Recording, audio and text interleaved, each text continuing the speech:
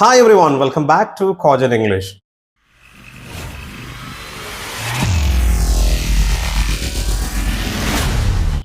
I hope you all really enjoyed the Onam celebrations and Onam vacation. So I too was busy with some busy schedule during my Onam vacation. So that's the reason why I couldn't make any videos after the examination. Exam കഴിഞ്ഞതിന് ശേഷം നേരെ ഒരു answer കീയിലേക്ക് പോയി പിന്നീട് video ഒന്നും ചെയ്തിട്ടില്ല.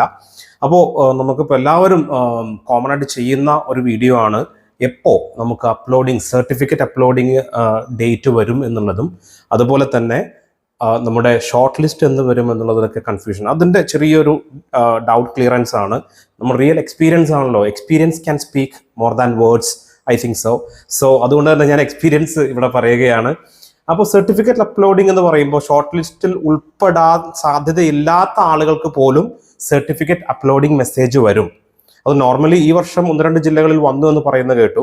അപ്പോൾ ഈ സർട്ടിഫിക്കറ്റിന്റെ അപ്ലോഡിംഗ് എന്ന് പറയുന്നത് നിങ്ങളുടെ ക്വാളിഫിക്കേഷൻ, നിങ്ങൾക്ക് മതിയായ ക്വാളിഫിക്കേഷൻ ഉണ്ടോ, if you have any proper qualification ഇല്ലെങ്കിൽ അല്ലെങ്കിൽ ഇഷ്യൂസ് ഉണ്ടെങ്കിൽ, സർട്ടിഫിക്കറ്റിൽ എന്തെങ്കിലും ഇഷ്യൂസ് ഉണ്ടെങ്കിൽ സർട്ടിഫിക്കറ്റ് അപ്ലോഡ് ചെയ്ത് വെരിഫിക്കേഷൻ കഴിഞ്ഞതിന് ശേഷം മാത്രമേ ഷോർട്ട് ലിസ്റ്റിൻ്റെ കാര്യത്തിലേക്ക് എത്തുകയുള്ളൂ.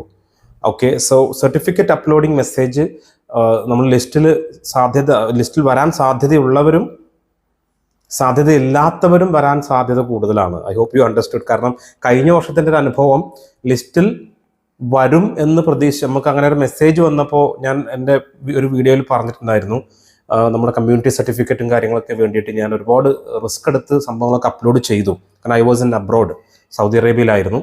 അപ്പോൾ ആ സമയത്ത് ഒരുപാട് റിസ്ക് എടുത്ത് നമ്മൾ അപ്ലോഡിംഗ് ഒക്കെ ചെയ്തു, എല്ലാം സെറ്റാക്കി വെച്ചതിന് ശേഷം ഷോർട്ട് ലിസ്റ്റ് വന്നപ്പോൾ നമ്മളില്ല. കാരണം ഷോർട്ട് ലിസ്റ്റ് വളരെ ഷോർട്ടായിട്ടുള്ള ഒരു ലിസ്റ്റായിരുന്നു കഴിഞ്ഞ വർഷം ഇട്ടിട്ടുണ്ടായിരുന്നത്. അതുകൊണ്ട് തന്നെ നമുക്ക് ഷോർട്ട് ലിസ്റ്റ് ഉൾപ്പെടാൻ സാധ്യതയില്ലാത്ത ആളുകൾക്കും സർട്ടിഫിക്കറ്റ് അപ്ലോഡിംഗ് മെസ്സേജ് വരാൻ സാധ്യതയുണ്ട്. So you can just check. നമുക്ക് ഡയറക്റ്റ് മൊബൈൽ ഫോണിൽ പിന്നെ എന്ത് ചെയ്യാൻ പറ്റില്ല, നമുക്ക് ഒരു പക്ഷേ മൊബൈൽ മെസ്സേജ്, നമ്മുടെ സിം മെസ്സേജ് മാത്രം ഫോക്കസ് ചെയ്യരുത്. നിങ്ങളുടെ പ്രൊഫൈലിൽ കയറി ഇടയ്ക്കിടയ്ക്ക് ചെക്ക് ചെയ്യുന്നത് നന്നായിരിക്കും. രണ്ടാമത്തെ കാര്യം short list and cut off ആണ്. ഷോർട്ട് ലിസ്റ്റ് എന്തായാലും കട്ട് ഓഫ് എത്രയാണെന്നുള്ളത് നമുക്കൊരു ഗസ് വർക്ക് ചെയ്യാൻ പറ്റില്ല. എന്നാലും നമുക്ക് എക്സ്പെക്ട് ചെയ്യാം ഷോർട്ട് ലിസ്റ്റ് ആഫ്റ്റർ ഈ മെസ്സേജ് വന്നതിന് ശേഷം മാത്രമേ ഷോർട്ട് ലിസ്റ്റ് വരാൻ സാധ്യതയുള്ളൂ.